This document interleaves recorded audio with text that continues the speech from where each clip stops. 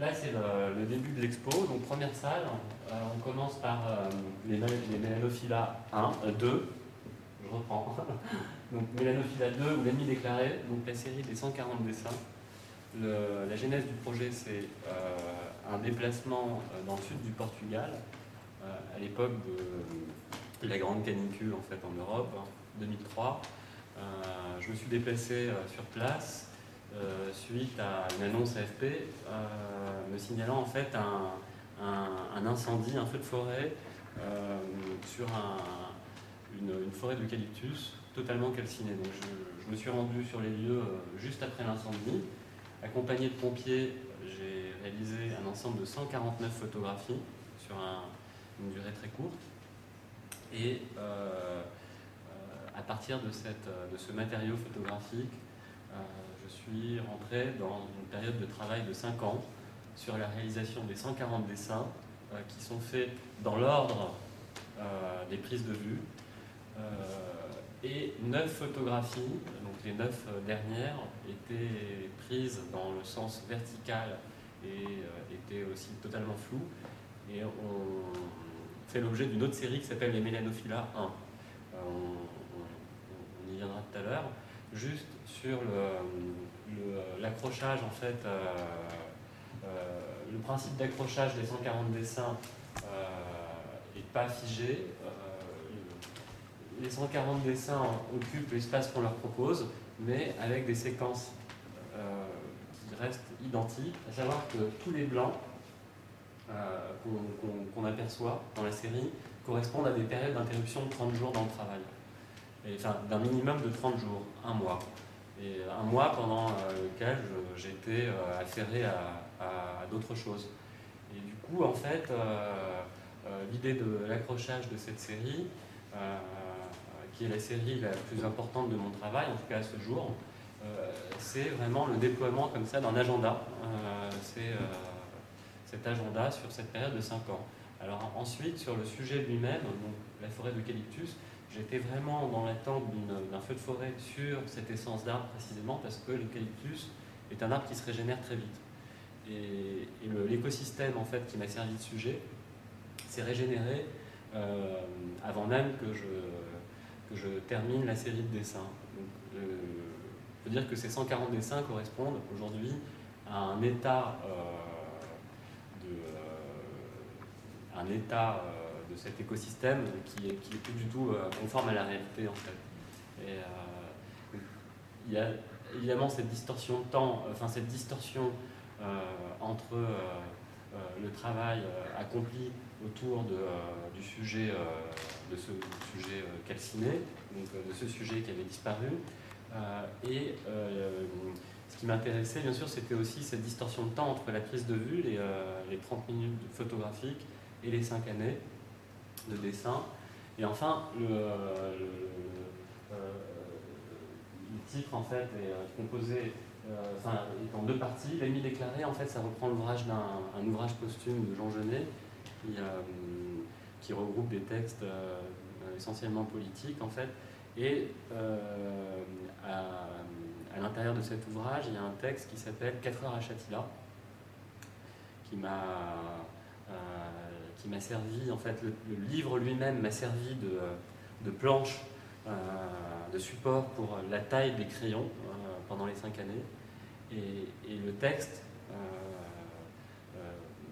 m'a servi aussi de support, parce qu'en fait, ce texte, c'est l'histoire de Jean Genet qui se déplace à la fin de sa vie, qui va du Maroc au Liban, juste après les massacres de Sabra Shatila. Il est invité par Leïla Chaïd en fait, et il est le premier Européen à traverser le camp juste après les massacres.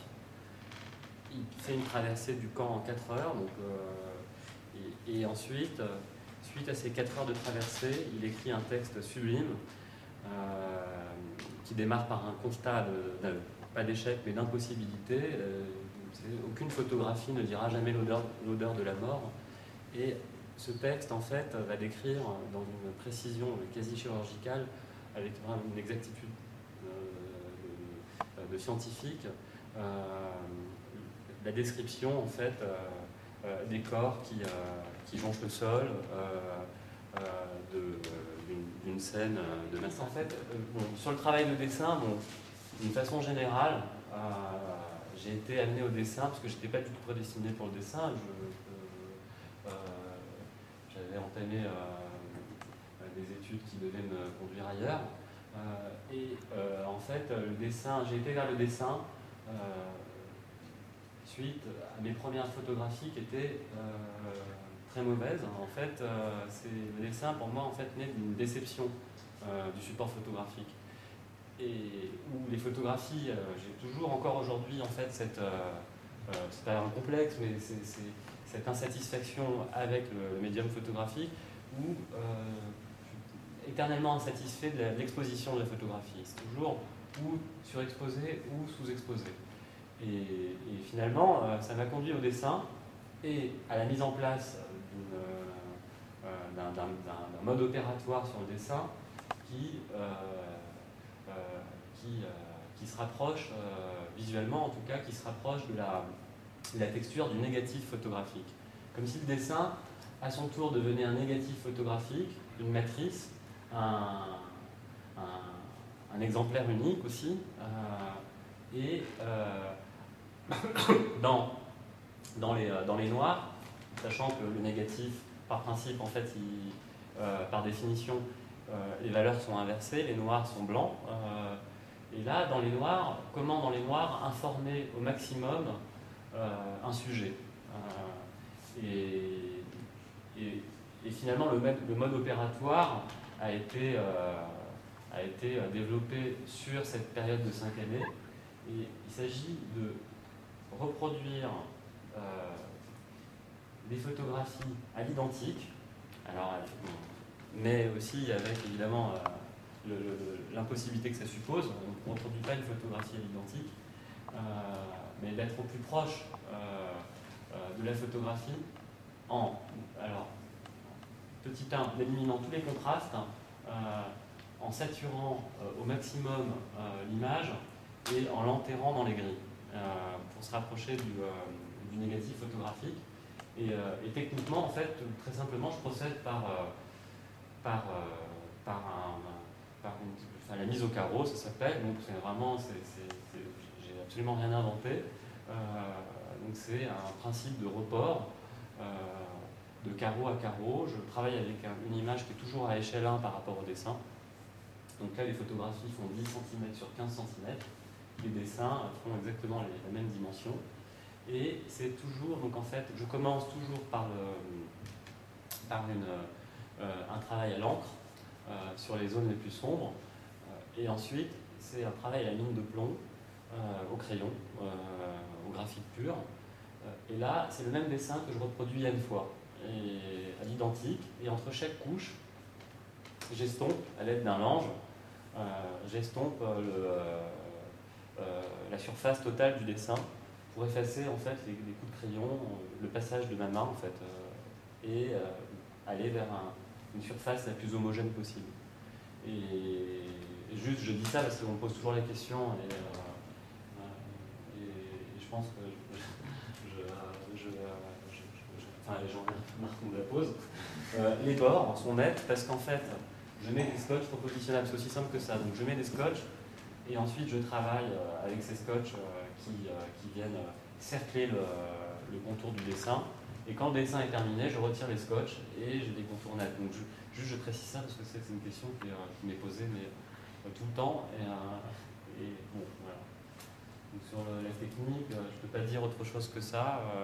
Sur le temps de réalisation, c'est pareil, c'est inquantifiable. Je sais que c'est sur une période de 5 ans. Après, de là à dire que j'ai passé 1 mois et demi sur celui-là, et 1 mois et 12 jours sur celui-là, je ne sais pas. Mais donc c'est vraiment... c'est inquantifiable. Tout ce que je veux dire, c'est que c'est vraiment...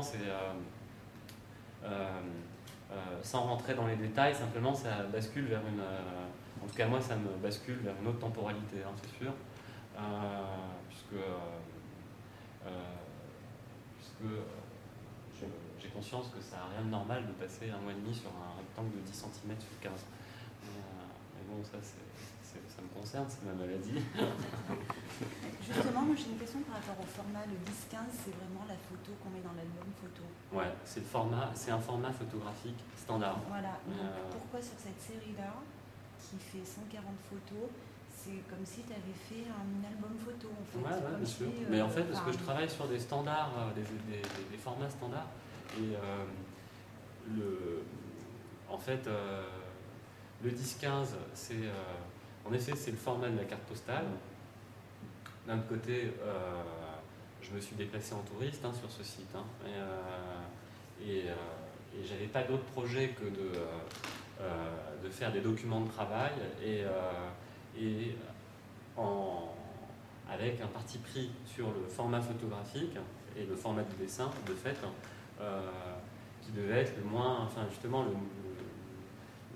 indéfini possible en fait. Donc je me suis calé sur un standard. De la même façon, sur d'autres séries, je me cale sur des standards déjà préexistants, le 4-5 inch qui correspond au je sais plus, 9-12 cm, le 8-10 inch qui correspond au 20-25, qui sont des formats standards en fait. Et puisqu'en fait, évidemment ensuite, après aujourd'hui, là, sur d'autres séries, enfin d'autres dessins en cours, là justement, j'ai complètement fait éclater ces standards photographiques, mais longtemps j'ai travaillé sur ces standards. En fait, à cette première série de dessins, donc il y avait donc 149 photos. Juste, en fait, j'ai oublié tout à l'heure de dire que initialement, je n'étais pas du tout parti pour une purge de 5 années. Je pensais faire une sélection dans ces images et de réaliser un ensemble de dessins et de choisir des photos sur des critères que je n'ai pas su définir, puisque mon matériau, encore une fois, était absolument médiocre. Et je me suis dit, en fait, il n'y a aucune photo qui est mieux que l'autre.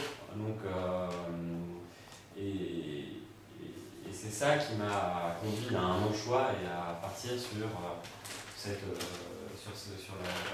globalité de la série. Et ces 9, c'est vraiment une fin de pellicule, ces 9 dernières images, là j'en présente 5 ici, mais les 9 dernières, alors là, pour le coup, étaient totalement floues et dans un format autre. Et du coup, quand il était question de tout utiliser, ça a donné lieu en fait à une autre série qui est contemporaine en fait de la première, qui sont des tirages au charbon, donc procédé Fresson, et qui procèdent exactement à l'inverse des dessins, à savoir que le dessin, en fait, comme la photographie elle-même d'ailleurs, part du blanc pour aller vers les noirs en fait, et puisque c'est la superposition d'un même dessin que je reproduis, que j'estompe, que je reproduis, que j'estompe pour aller vers vraiment un seuil de disparition de l'image. Et là, c'est exactement l'inverse, à savoir que le procédé Fresson, qui est un procédé historique, 19e-iste, c'est une feuille, c'est un procédé photomécanique, c'est une feuille qui est totalement badigeonnée de charbon, et ça procède par soustraction. C'est-à-dire qu'en fait, on retire de la matière, et c'est comme ça qu'on arrive finalement à une conformité par rapport à la photographie qui a servi de support à la réalisation des tirages. Et ça m'intéressait en fait, évidemment, parce que tautologiquement c'était troublant de pouvoir réaliser des tirages au charbon à partir d'un sujet qui représentait une forêt calcinée. Et d'autre part, ça m'intéressait parce que ça me donnait aussi une forme elle-même négative par rapport au premier travail accompli. Aussi, j'ai oublié de préciser que le titre en fait, donc, des deux séries, Melanophila 1 et 2, c'est le nom d'un coléoptère qui se déplace, qui fait des très longs trajets, je crois que je ne sais plus si c'est 50 ou 80 km, enfin qui est capable, pour sa taille et son poids, d'effectuer de très longs trajets à la recherche de bois calciné et d'écorce calcinée. Et en fait, je me suis comporté exactement comme ce coléoptère, puisque moi-même je me suis déplacé à l'odeur non pas de la cheminée qui fumait, mais un voyage que j'ai fait au Venezuela, dans le cadre d'une Villa Médicis sur le mur. J'ai passé plusieurs mois entre le Venezuela et la Colombie, et notamment le sujet de mon travail en fait sur place, c'était en Amazonie, autour d'une chute d'eau qui s'appelle le Salton Trail, le saut de l'Ange, qui est la chute d'eau la plus haute du monde. Il y a 1000 mètres à pic. Et en fait, j'avais l'idée de la survoler plusieurs fois et de la photographier en rafale dans son aplomb. Et donc j'ai effectué comme ça plusieurs dizaines de survols. Et à chaque fois que je passais en fait dans l'aplomb de la chute, je déclenchais une rafale de 36 photos. Et du coup, évidemment, le point de vue écrasait complètement le relief, ramenait l'arrière-plan au premier plan, enfin aplatissait totalement finalement le paysage et écrasait ce dénivelé de 1000 mètres. Donc là, je présente une archive, donc, ça correspond à un survol de cette chute, de 1 à 36. Évidemment, il faut tenir compte de la vitesse de déplacement de l'avion, de mes tremblements et de ma position, puisque je suis à cheval entre le vide et un avion qui est franchement pas rassurant. Donc, et encore une fois, de mes limites photographiques, parce que toujours les images, on revient à ça, elles sont toujours décevantes, hein, c'est mon postulat de départ, et c'est toujours raté pour moi les photographies. Et donc j'ai eu comme ça à peu près une cinquantaine de suites, de séquences photographiques de 36 poses, un peu moins de 50, mais enfin j'étais pas loin des 50, je crois. Il y a eu vraiment à un moment donné un emballement comme ça, totalement obsessionnel, sur ce point que j'arrivais pas à photographier, vraiment le point exact de l'aplomb. J'ai fini par choisir une séquence de 36 qui est devenue une série de dessins qui s'appelle les surplombs. Donc évidemment le surplomb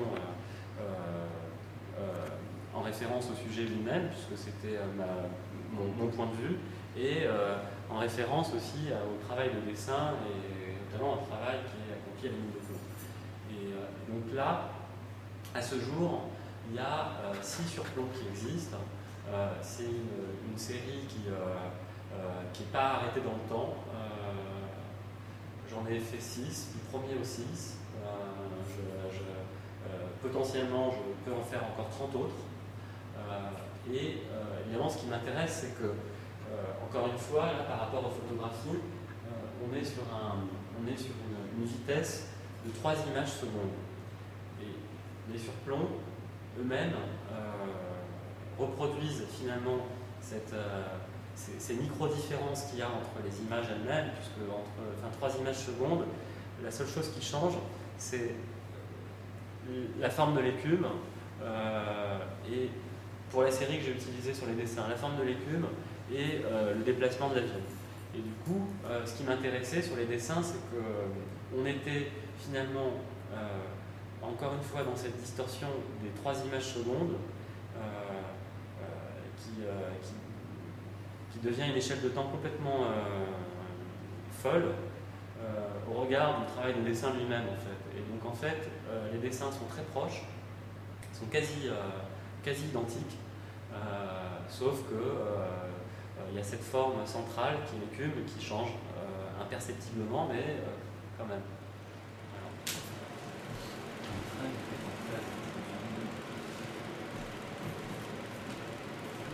Le temps scellé, une série de 13 photographies couleur, cibachrome, réalisées en 2007 en Estonie, sur les lieux exacts du tournage Stalker de Tarkovsky, que lui-même a réalisé 2 fois. Une première fois en 77, je crois, de mémoire, et une seconde fois en 78, l'année qui a suivi. À vérifier, je trouve que c'est peut-être 76, 77, 77, 78. Et toujours est-il que le premier tournage du film donc, se déroule sur ces lieux exacts, et suite à un blocage de la production, puisqu'en fait il travaillait pour le compte du parti, puisque c'était les studios Mosfilm à Moscou. On n'a jamais su en fait si le film a été brûlé accidentellement ou volontairement par le parti.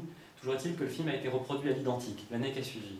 Et au sein de ce film, la partie centrale du film, vraiment, c'est une chambre à vœux dans laquelle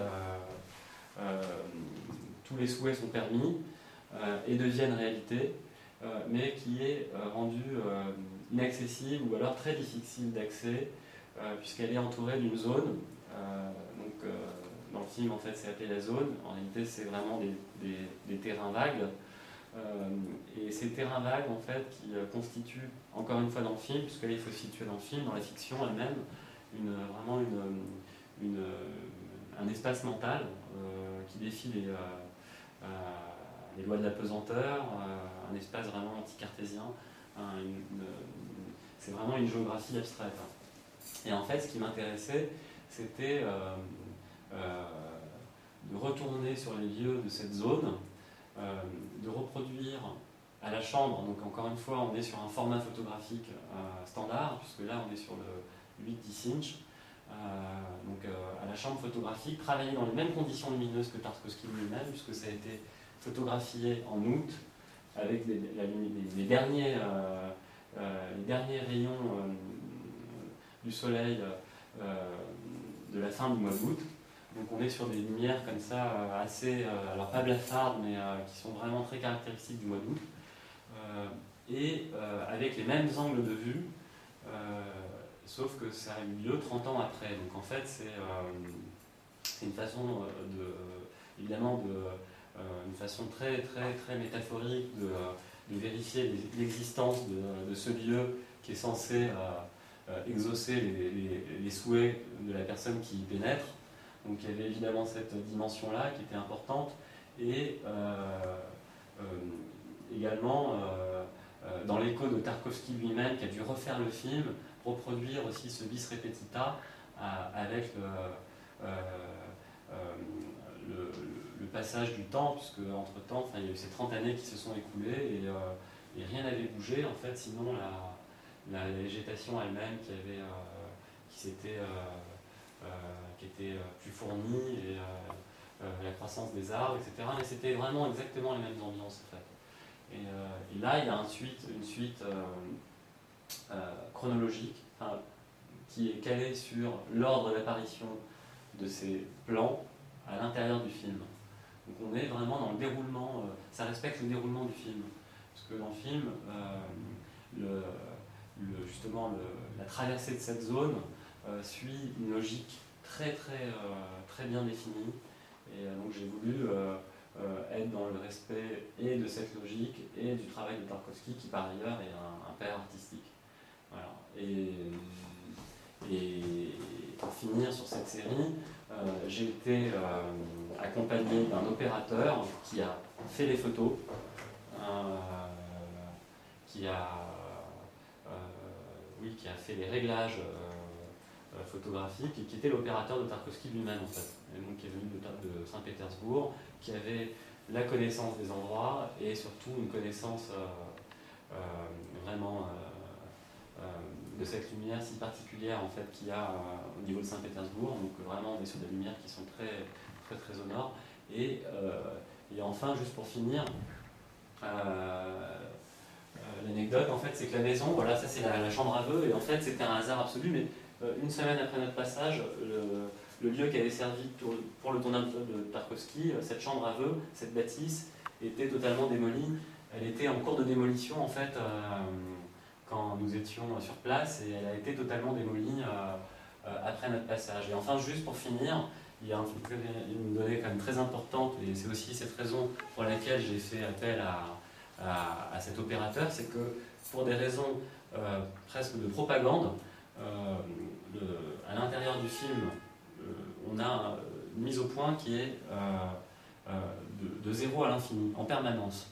Et à l'époque, en tout cas, il y avait que les Russes qui savaient faire ça, parce qu'en fait, on est sur des lumières très faibles, et avec cette impression de netteté, et en même temps d'infini. Et donc là, on est vraiment... C'était des principes fondateurs du cinéma russe, en fait. Une série de 14 héliogravures, donc toujours dans ces dialogues aussi avec des techniques anciennes. Enfin, c'est pas vraiment des techniques anciennes, finalement, c'est des techniques fondatrices de l'histoire de la photographie. Et donc en fait, cette série de 14 héliogravures, c'est le fruit d'un travail accompli dans le réseau du service des égouts de la ville de Paris, où j'ai passé 12 mois à faire des descentes régulières, accompagné d'un chef égoutier, et à suivre le sens de la pente, puisqu'en fait, au sein de ce réseau égoutier, les eaux, en fait, le réseau égoutier lui-même a été conçu en fait sous le baron Haussmann, et c'était un réseau assez visionnaire puisque tout fonctionne selon les lois de la gravité et il n'y a absolument aucune pompe. Toutes les eaux usées circulent dans le sens de la pente. Et c'est un système qui est d'époque et qui a très peu été rectifié. Et du coup, il me semblait normal de suivre le sens de la pente des eaux usées. En fait, juste pour préciser, il y a les eaux usées qui circulent au sol et sur nos têtes, les eaux potables. Donc voilà, donc il y a eu des descentes régulières en suivant la pente, avec comme contrainte que je m'étais fixée, de jamais revenir sur mes pas. Sachant que là, on est dans les égouts, il n'y a pas de lumière du tout, donc c'est de la photographie argentique, avec comme seule source lumineuse une lampe frontale, des temps de pause très longs, et on peut dire quasiment des photographies qui sont faites à l'aveugle en fait. Je vois très peu, je distingue à peine les contours des sujets que je photographie. Et dans des conditions qui sont celles des égouts de Paris. Enfin, vous avez vraiment de la boue au-dessus de la ceinture. Et du coup, j'ai réalisé comme ça un très grand nombre d'images et fait une sélection de 14 images qui sont des points assez stratégiques que je nomme pas volontairement parce que ça deviendrait peut-être trop anecdotique, mais en gros, en fait, je suis, puisque les égouts reproduisent à l'identique la topographie de la ville. C'est exactement la même chose. Vous avez les mêmes rues, les mêmes avenues, les mêmes places qui sont reproduites à l'identique sous terre. Et du coup,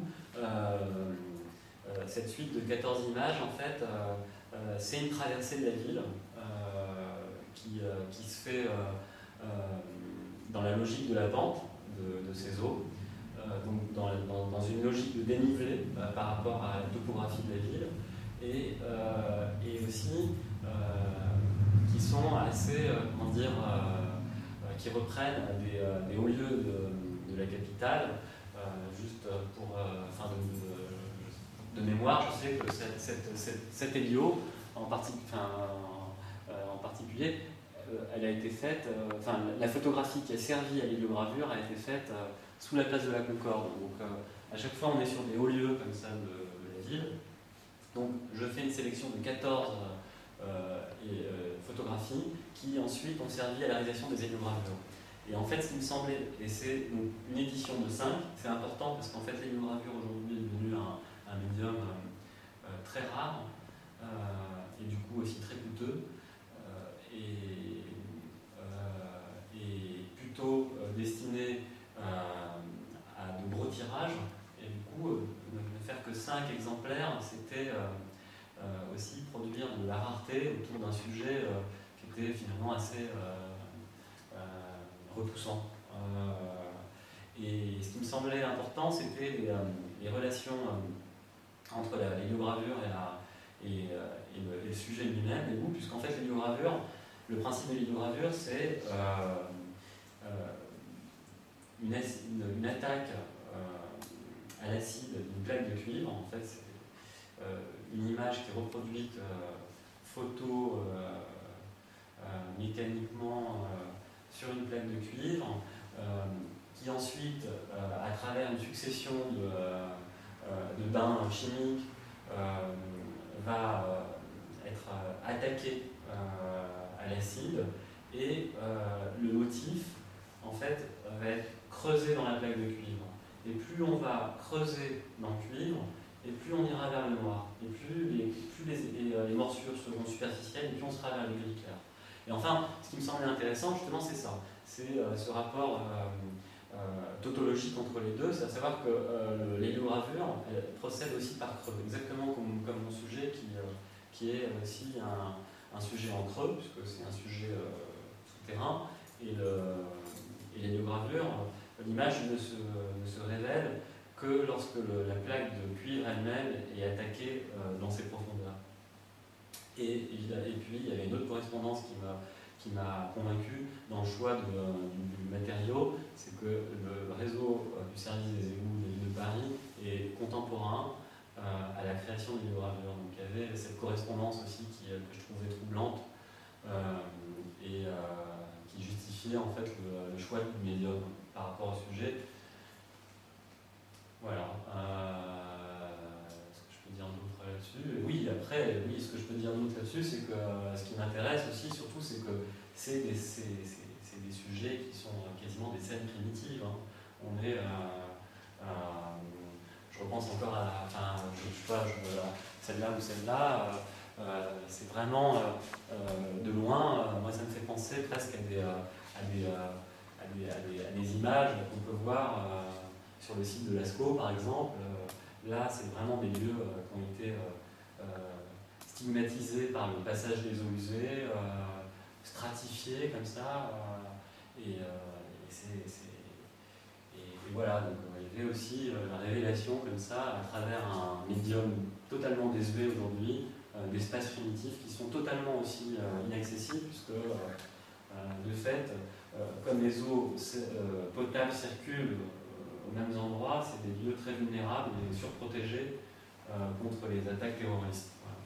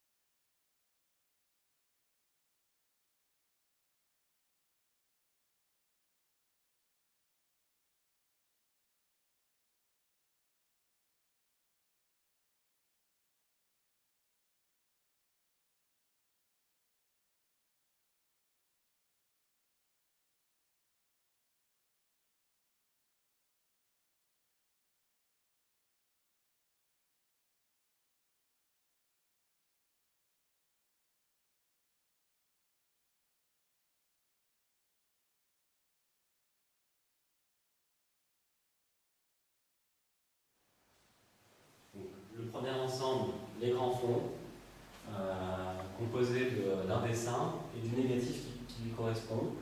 Et je vais revenir dessus. Et enfin, l'autre ensemble, les fumeurs noirs. Alors on va peut-être commencer par les fumeurs noirs. Donc les fumeurs noirs, donc là en fait ce sont des négatifs sur papier argentique. Le nom exact en fait ce sont des calotypes. Encore une fois, le calotype renvoie aux premières photographies. À l'époque où ni le verre ni le rhodoïde, bien sûr, n'avaient été conçus en fait pour fixer l'image sous forme de négatif et la rendre reproductible. Donc là, en fait, ce sont des tirages uniques, de fait, et qui sont virés à l'or. Alors juste, je le dis rapidement pour virer à l'or, en fait, d'une part pour des histoires de conservation, et enfin pour... alors ça se pratiquait beaucoup sur le calotype en fait, puisque l'image était beaucoup plus vulnérable.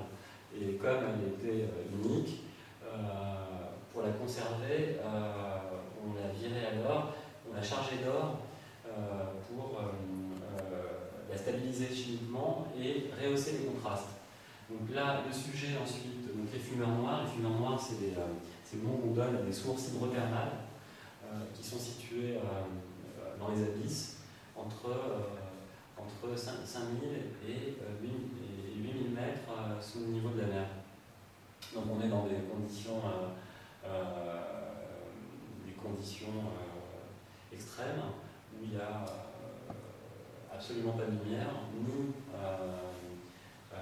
ni de vie, sauf autour de ces sites, qui sont donc ces fumeurs noirs, qui sont des émanations gazeuses, autour desquelles, des émanations gazeuses qui proviennent vraiment du magma terrestre et qui sortent de ce magma à 400 degrés, et autour desquelles, par chimiosynthèse, la vie s'organise. Il y a une espèce, il y a des flores, il y a des fleurs, des plantes tubulaires qui s'appellent les riftia, notamment, qui poussent autour de ces sources hydrothermales. Et en fait, je trouvais absolument improbable, conceptuellement, en fait, la probabilité d'une forme d'existence dans des milieux aussi extrêmes et reculés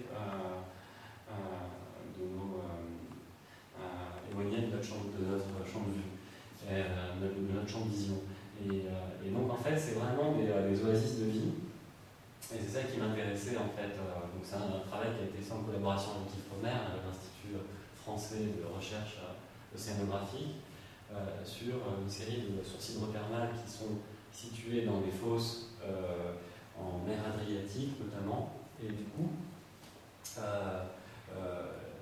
qui me semblait nécessaire par rapport à ce travail, et encore une fois, comment le sujet, en fait, d'une façon générale, comment le sujet va imposer l'emploi d'un médium, un peu comme les déversoirs d'orage ou le dessin tout à l'heure, etc. Là, l'usage du négatif sur papier, en fait, c'est vraiment imposé à moi, parce qu'en fait, les images étaient totalement noires. Et pour rendre le sujet lumineux, il fallait vraiment inverser les valeurs. Et en fait, l'apparition finalement du sujet ne fonctionne que grâce à cette inversion que je voulais non artificielle. J'aurais très bien pu faire des fichiers, ça aurait été plus simple, des fichiers, je ne sais pas, JPEG ou autre, et les inverser. Sauf que là, vraiment, je tenais à une inversion des valeurs directement sur le papier argentique. Donc voilà, en fait, l'usage du calotype, là vraiment, a été défini pour faire apparaître le sujet lui-même. Et donc les grands fonds, alors ça c'est un dessin qui est réalisé à partir d'une image d'archive, qui est le point le plus bas jamais photographié. Il est à 11 mm dans la fosse des Mariannes, c'est l'océan Pacifique. Et ça a été photographié à la fin des 70 par une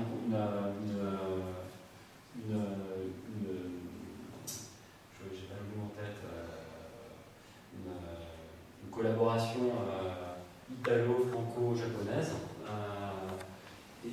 Bref, donc cette archive de moins 11 mm a servi à la réalisation d'un dessin.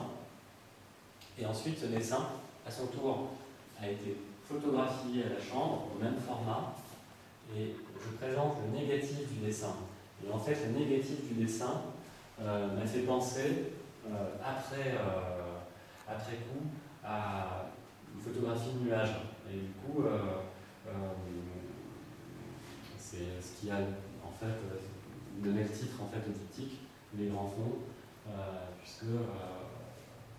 et que je présente de façon disjointe, puisqu'il est supposé avoir plus de 15 000 mètres.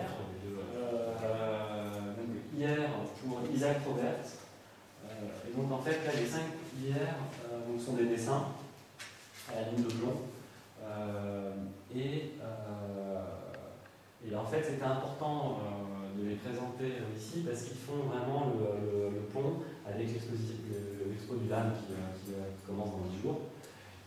Alors, au LAM seront présentées un ensemble de 162 photographies de format carré qui ont été faites au 19e aussi par un astrophotographe qui s'appelle Isaac Roberts. Et il a fait, c'était en fait un intuitif, il a été le premier à imaginer une carte des étoiles, mais de façon totalement intuitive et approximative. Et du coup, il a improvisé un observatoire dans le fond de son jardin. Et il a commencé très méthodiquement à photographier la voûte céleste en démarrant en spirale, comme ça, en coquille d'escargot, en démarrant autour du pôle Nord. Sauf que toutes les plaques que constitue ce fond sont noires. En fait, il n'y a jamais eu d'étoile photographiée, ça n'a jamais marché. Et donc, du coup, moi j'ai trouvé ça absolument fabuleux parce que ça ne marche pas. Et pourtant, toutes les plaques étaient référencées, numérotées, conservées. Et aujourd'hui, c'est devenu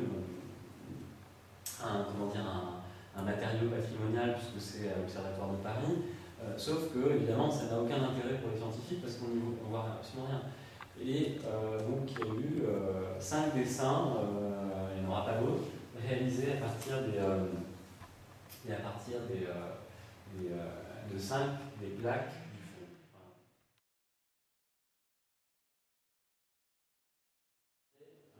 Je termine cet été. Enfin, je l'ai fini il n'y a pas longtemps en fait.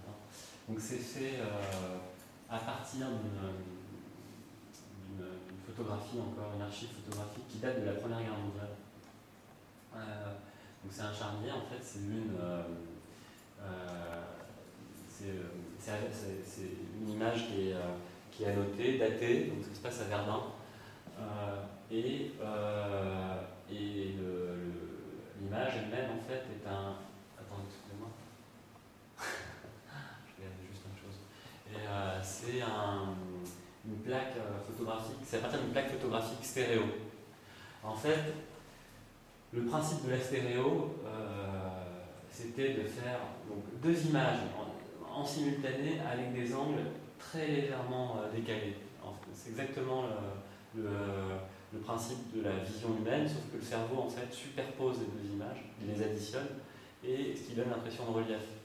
Sauf que là, pour le dessin, j'ai gardé les 2 images à plat, côte à côte. Et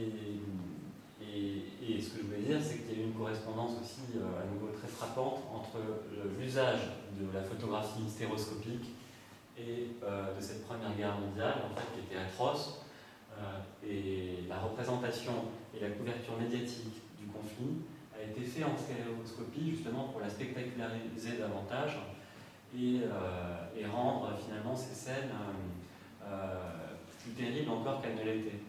Et du coup, tous les champs de bataille, les cadavres, les ruines sont photographiés systématiquement en stéréoscopie et reproduites en stéréoscopie. Du coup,